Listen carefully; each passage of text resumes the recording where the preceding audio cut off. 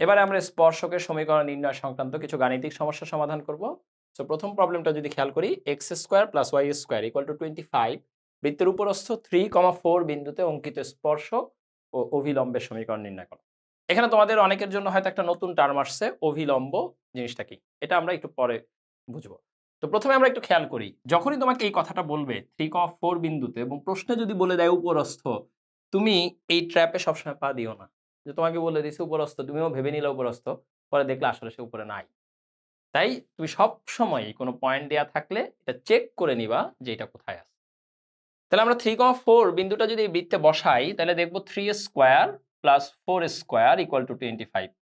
Left side equal to right side হয়েছে, এবং 3,4 বিন্দুটা বৃত্তের সমীকরণকে যেহেতু সিদ্ধ করছে, তাই এই বিন্দুটা বৃত্তের উপর অবস্থিত।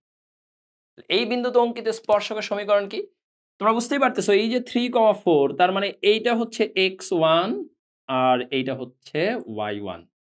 তাহলে এখন x1, y1 বিন্দুতে স্পর্শকের সমীকরণ x1 plus y1 equal to a square. x1 এর ভ্যালু কত 3, y1 এর ভ্যালু কত 4, a স্কোয়ার আসলে এখানে 25, তো equal to 25 or thrice x plus 4y equal to 25।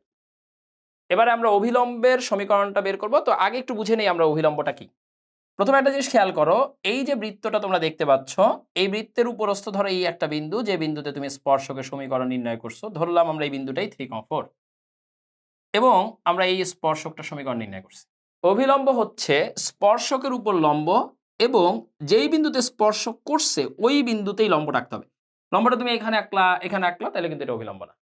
তাহলে আমাকে বলছেই তো 3,4 বিন্দুতে অভিলম্ব, তার মানে কি 3,4 বিন্দুতে স্পর্শক এঁকে ওই বিন্দুতে একটা লম্ব আঁকতে হবে, এইটা সমীকরণ। তাহলে কোন সরলরেখার উপর লম্ব সরলরেখার সমীকরণ নির্ণয় করার নিয়ম আমরা জানি।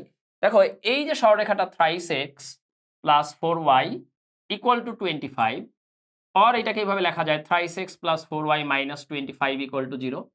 এই রেখার উপর লম্ব সরলরেখার সমীকরণে কি হয়, লম্ব সরলরেখার ক্ষেত্রে একজনেরটা আরেকজনকে দিয়ে দিতে হয়।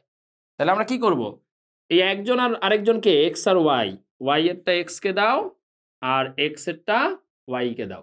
দেখো আর কি করতে হয়, যে কোনো একটা চিহ্ন, ইদার প্রথম চিহ্নটা অথবা মাঝখানের চিহ্নটা চেঞ্জ করবা।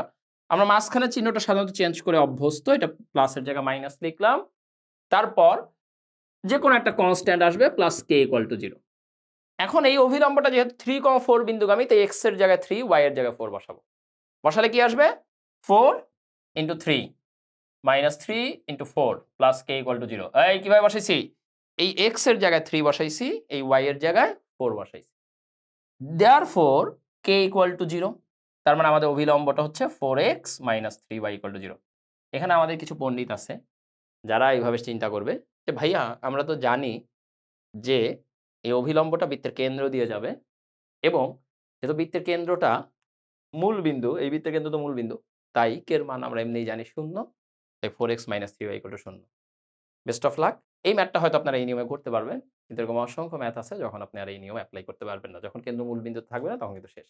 তাই আমাদের জেনারেল প্রসেসটা জানতে হবে।